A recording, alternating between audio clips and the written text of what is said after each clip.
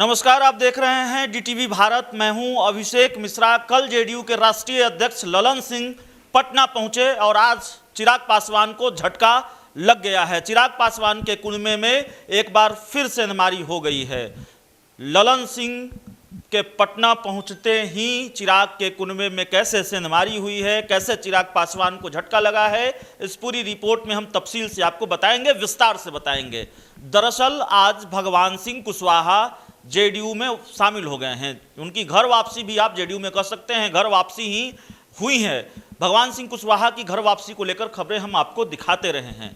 सवाल ये नहीं है कि आखिर किन परिस्थितियों में क्या डील हुई और भगवान सिंह कुशवाहा की घर वापसी हुई, इस सवाल पर हम चर्चा करेंगे आगे, अगर ये सवाल है भी तो। लेकिन क्यों चिराग पासवान दूसरे कुनबे से आए, अपनी पार्टी में आए नेताओं को नहीं संभाल पाए, क्यों चिराग पासवान का कुनबा लगातार बिखरता रहा है, यह भी अपने आप में बड़ा सवाल है। और इस सवाल से ज़्यादा बड़ा सवाल है कि घर वापसी हुई है और क्यों घर वापसी हुई है भगवान सिंह कुशवाहा की।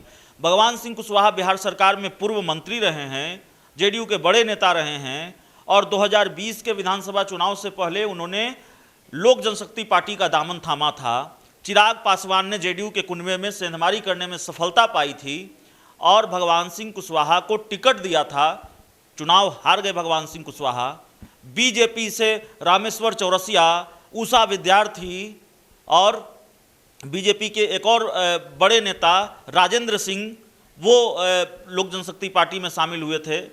लेकिन इन सारे नेताओं का मोहभंग हो गया एलजेपी से। बाद में उषा विद्यार्थी अभी एलजेपी में हैं। राजेंद्र सिंह के बारे में कोई क्लियर खबरें नहीं आती हैं, लेकिन ऐसी खबरें आती हैं कि उनकी घर वापसी होगी, वो बीजेपी में शामिल होंगे। तो बीजेपी रामेश्वर चौरसिया ने बाकायदा इस्तीफा दे दिया लोक जनशक्ति पार्टी से, चिराग पासवान का साथ छोड़ दिया। और दूसरी तरफ जेडीयू से भगवान सिंह कुशवाहा गए थे, उनका भी मोहभंग चिराग पासवान से हो गया और आज चिराग पासवान को झटका लग गया। बिल्कुल औपचारिक ऐलान हो गया कि चिराग पासवान के साथ भगवान सिंह कुशवाहा नहीं है। हालांकि पहले भी कह चुके थे भगवान सिंह कुशवाहा कि वो जेडीयू के नेताओं के संपर्क में हैं और जेडीयू में जा रहे हैं। तो सवाल यही है कि चिराग के कुनबे में लगातार सेंधमारी हुई और आयातित नेताओं को क्यों नहीं चिराग पासवान संभाल पाए। दूसरे दलों से आए नेताओं को, वो बड़े नेता थे, चिराग पासवान को राजनीतिक फ़ायदा हो सकता था, राजनीतिक लाभ हो सकता था, उनके कुनबे को और मजबूती मिलती। लेकिन बावजूद इसके चिराग पासवान क्यों इन नेताओं को नहीं संभाल पाए और ऐसा क्या था कि चिराग पासवान से मोहभंग इतनी जल्दी इन नेताओं का हो गया। हमने कई बार ऐसे नेताओं से बातचीत करने की कोशिश की। यही इस रिपोर्ट में हम आपको बताने भी जा रहे हैं कि क्यों मोहभंग हुआ। भगवान सिंह कुशवाहा से भी हमारी बात हुई थी। भगवान सिंह कुशवाहा ने कहा था कि न पार्टी की बैठकें होती थी, कम्युनिकेशन गैप बहुत था, कोई चर्चा नहीं होती थी, पार्टी में आए बड़े नेताओं को कोई जिम्मेवारी नहीं दी गई, कोई पद नहीं दिया गया।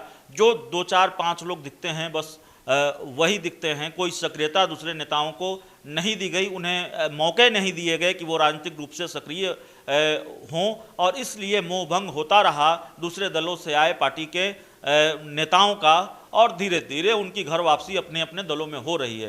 रामेश्वर चौरसिया, राजेंद्र सिंह और उषा विद्यार्थी को लेकर भी खबर आती है कि बीजेपी में उनकी वापसी, घर वापसी होगी। और इधर भगवान सिंह कुशवाहा से शुरुआत हो गई है जेडीयू में। दूसरे दलों से जो नेता लोक जनशक्ति पार्टी में गए थे, उसमें भगवान सिंह कुशवाहा ने शुरुआत कर दी है, उनकी घर वापसी हो गई है, उन्होंने जेडीयू को ज्वाइन कर लिया है।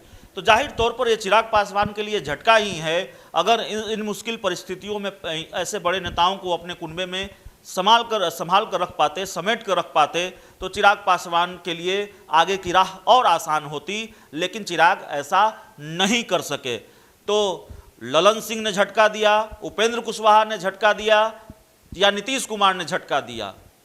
कुल मिलाकर यह है कि चिराग पासवान को जेडीयू ने झटका दे दिया है। भगवान सिंह कुशवाहा को की घर वापसी कराने में जेडीयू कामयाब रही है। इस पूरी खबर में इतना ही, इस पूरी रिपोर्ट में इतना ही। बहुत बहुत धन्यवाद।